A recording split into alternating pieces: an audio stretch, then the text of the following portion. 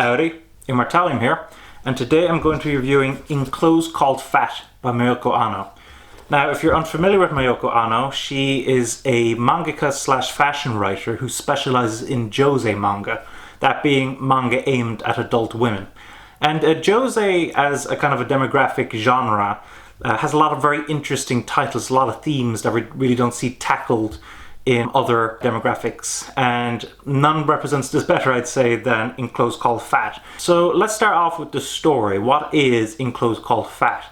Well, we follow a character called Noko. She is an overweight woman, apparently who has gained more weight recently. A character near the beginning of this manga mentions how she used to be pleasantly plump and now she's just fat. It is also worth noting that Noko suffers from comfort eating, which is where she eats food in order to alleviate stress. She works in an office where she is subject to a lot of harassment, a lot of bullying because of her overweight figure.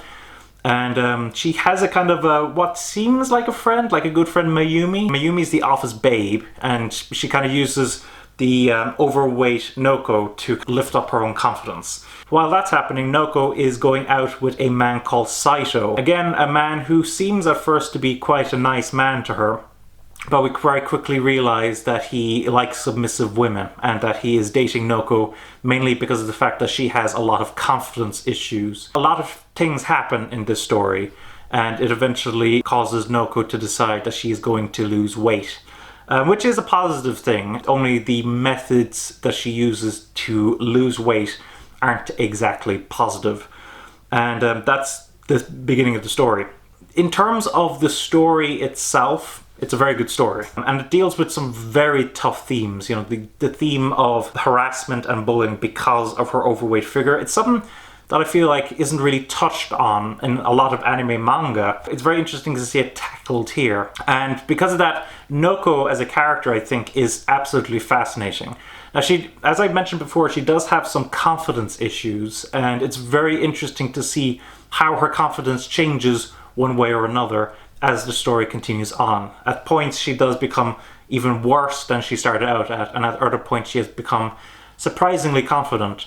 I think as a main character, Noko is a character that, even though she's quite pathetic, you kind of root for. You kind of want to see her be able to compete with these other people. Having said that, one problem that I can see a lot of people having with this manga is the fact that there isn't really too many likable characters here. In fact, most of them are actually rather venomous.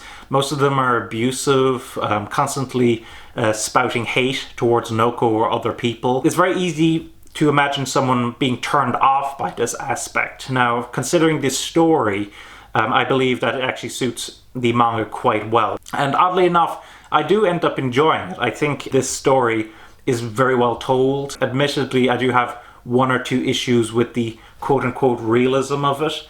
But in general, I think it's a really interesting read. I was very entertained by the story itself. It's very different to a lot of other manga out there. Overall, I did enjoy it.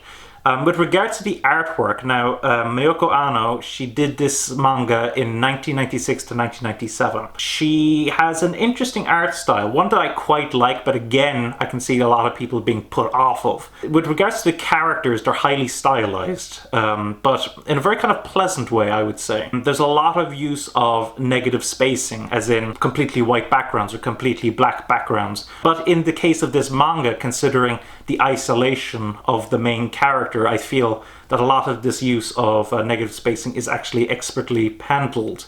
And so overall, I actually do quite like the artwork, although again, I believe it's quite an acquired taste. And again, showing you this footage of artwork, I can imagine several people thinking to themselves that they would not be interested in this manga. Now, this manga was released by Vertical. With regards to how Vertical released it, in general, they released it quite well. There aren't too many extras to take note of here. There are some color pages near the beginning, but those are the only color pages. There's no color pages within the actual story itself. The paper quality is quite good, which is excellent. No extras. There's a few advertisements for other josei and Moyoco Anno works at the back.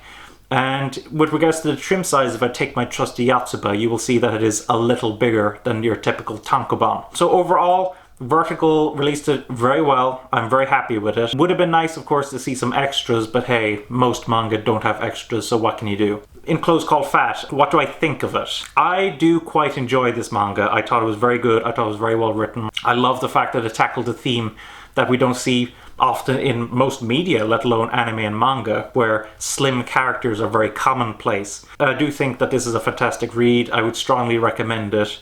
It's obviously not going to be up to everyone's taste. If you want your characters really likable, with very little abuse or hate, perhaps this work may not be for you. But I would strongly recommend that this title be checked out for most people who are interested in the medium of manga as a way to tell stories and to tackle tough issues.